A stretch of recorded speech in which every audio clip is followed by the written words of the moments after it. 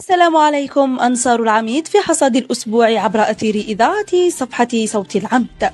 والبداية بكرة القدم، حيث حقق أشبال باتريس بوميل أول انتصار في أول نهائي من نهائيات العودة، كان ذلك على حساب السياسي بنتيجة 2-0 في مباراة شهدت أجواء جد باردة أشعلتها أهازيج الشناوى وحضورهم طيلة 90 دقيقة. فاللاعب 12 كان رجل المباراة، وجماهير المولودية لن توقفهم الأمطار وبرودة الطقس مثلما لم تقفهم المسافات ولا أي صعوبة أخرى، فالعلامة الكاملة لهم، في حين لا الكلمات تكفي ولا الشرح يغني. من جهة أخرى، وفي فرع الدراجات الهوائية، تحصل دراج المولودية عبد الله بن يوسف على القميص الأصفر للجائزة الكبرى للدراجات ديدوش مراد، والتي جرت بقسنطينة على طول 95.3 كيلومتر.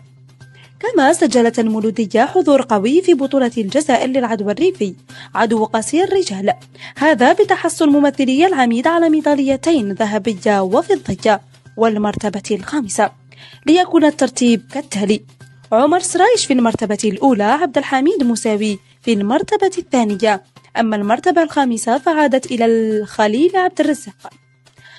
أما في كرة اليد رجال، وفي الجولة 14 من الدور الممتاز انهزم أشبال المولودية بنتيجة 30-22 أمام نادي مولودية برج بوعريريج.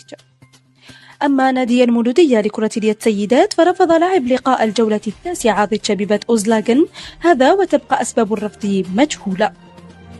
وفي كرة السلة حقق أبطال العميد فوزا ثمين بنتيجة 85-60 على حساب النادي الرياضي العلماء، بينما انهزمت سيدات المولودية لكرة السلة أمام المجمع الرياضي كوسيدار بنتيجة 39-52 لحساب الجولة الثالثة من البلاي أوف.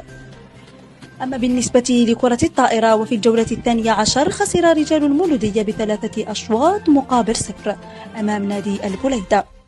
وفي الجولة 13 من الدرجة الأولى سيدات انتصرت نساء المولودية على حساب اتحاد بن عكنون ب3 أشواط مقابل 0. بهذا نكون قد وصلنا إلى نهاية حصاد الأسبوع. سمانة خلوية أخرى، وتحيا المولودية الشعبية بكل فروعها.